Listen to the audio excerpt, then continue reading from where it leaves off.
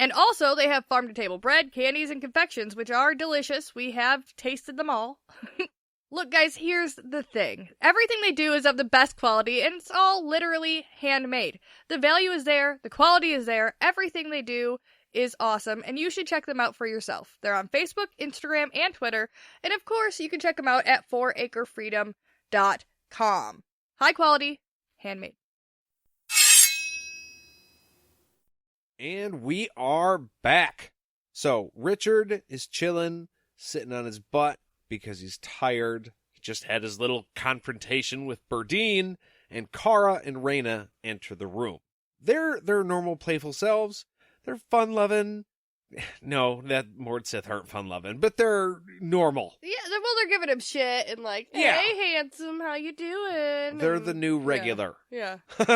Richard has absolutely no patience for their shit because of what just happened with Berdine, and tells him to get out, yelling about them threatening him and not wanting to see their stupid Mord Sith faces.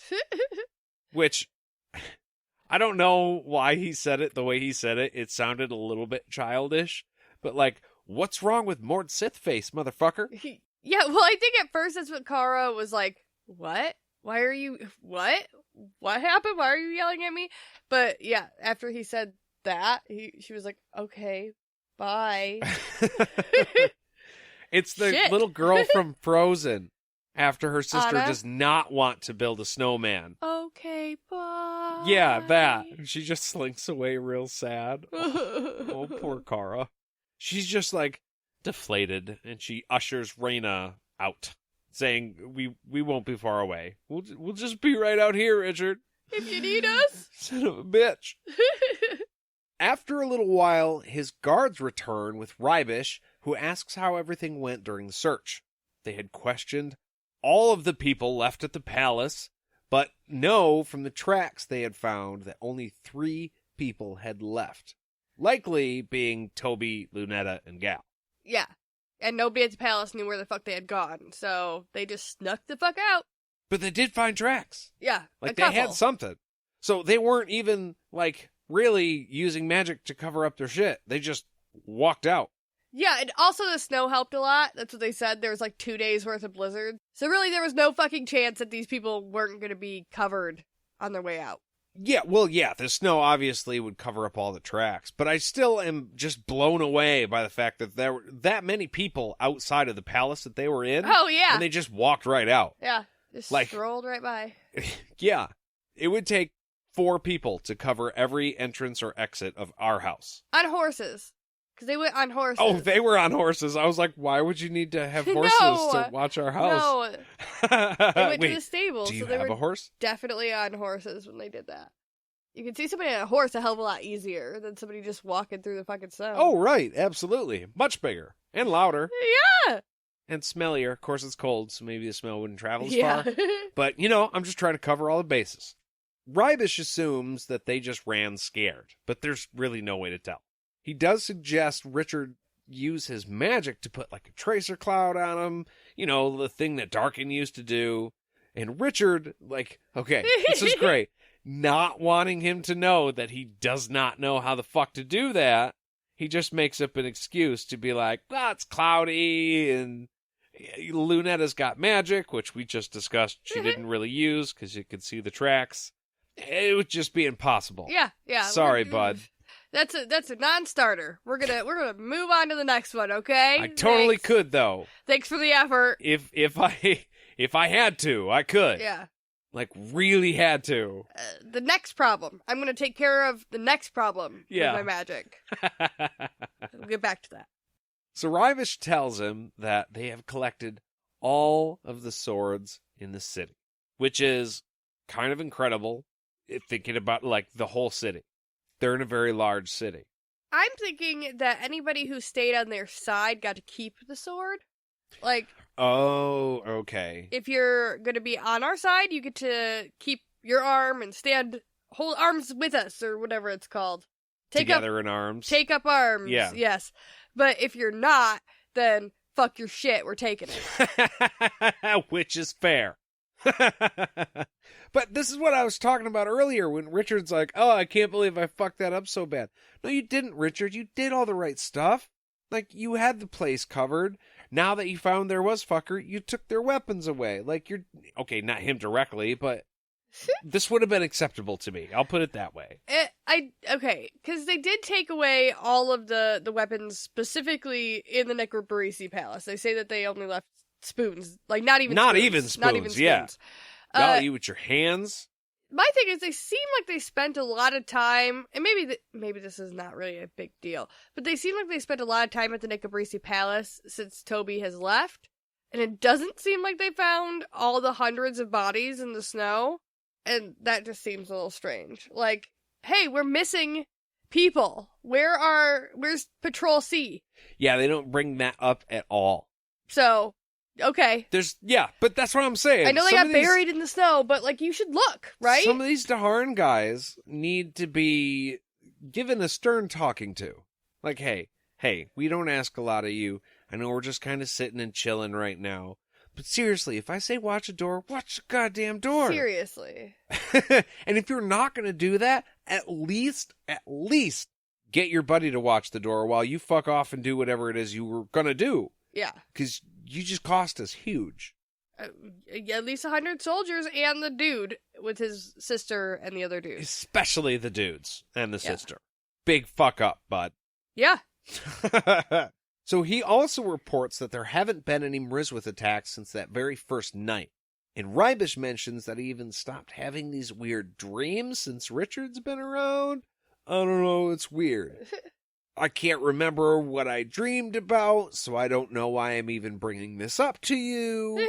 And, like, okay, everything else we're hearing about dreams and dream walkers, granted, that didn't happen with Richard in the last chapter, but, like, so Richard may not be totally aware, right? But we as the reader are, and this is supposed to mean something. Yeah, and, okay, so the Mriswith, they said Dreamwalker to Toby, but they only said Green Eyes to Richard, correct? So he's never heard that term even. I think you're right. It's just confusing because so many people have talked to the Mriswith and talked about the Dreamwalkers that I'm just trying to keep it straight. Who knows what? I think Richard has, this is his first experience with the dream part of it. Right, and like we talked about before, dreams are like, whatever, they're just dreams. Even the way he brings it up to Richard, he's like, I had a dream. I can't remember anymore. It's not a big deal. But actually, really big fucking deal, because that tells us that obviously Jagang is up to some shit. Or, okay, it's not really obvious, but it means he could be. He could be trying to fuck with Rybish and find stuff out right now. Well, and we know that he was fucking around in the New World, and we also know that something to do with Richard stopped it. Because since he's been around, they stopped having the dreams. Right. So, that's all we know. So, one thing we do know is the recent death toll from all the Mriswith attacks. And Richard is actually kind of surprised at the number. There's 300 dead. It's a lot of people. Yeah, he's like, I didn't imagine that there was that many. No, these bodies were all burned in the pyre, were they? I don't know. These are brand new. This is a death toll from the Mriswith attacks, which happened prior to Richard taking command of the city. I think they were saying it was from the last attack. Oh, so you think... I'm thinking what they're thinking is that this Mriswith attack that just so happened to happen right next to the Necrobarisi Palace is totally unrelated to them sneaking out in the middle of the night. When actually, we know that it might not have happened because they were sneaking out, but it certainly fucking happened while they were sneaking out. So maybe You know what I'm saying? So like, maybe... that was the means of them sneaking away. So maybe that was the first Bloody Night that he refers to, then? I think so. Okay. And apparently, there were 80 more guys dead on the road to the keep that were also attacked by Mriswith too, which makes Richard fucking worry, and it bothers him, and it should. Because if they're heading up to the keep, like, there's magic in there. There's shit that you can't afford to lose, and, like, that's a very important place, right? We know this. So he's thinking about going and checking it out for himself, and seeing what the hell is going on over there. But, like, he doesn't know if he can wait for Zed. But if it's all these Mriswith guys, then he doesn't know if he can just, like, bring a bunch of guards up there. He just got yelled at for leaving the palace in the first place, so maybe I'm being completely stupid for even considering this. Like, which way are you going to go? And do you have a choice? It kind of seems like Belle in the West Wing almost. Like, that's the place you're not supposed to go. Oh, there's something going on over there. We gotta check it out, though. Oh, so I'm gonna immediately go there. Yeah, I gotta, it's for good. I'm doing this for somebody else's good. I gotta check out the mysterious, interesting magic place. The foreboding room. Yeah.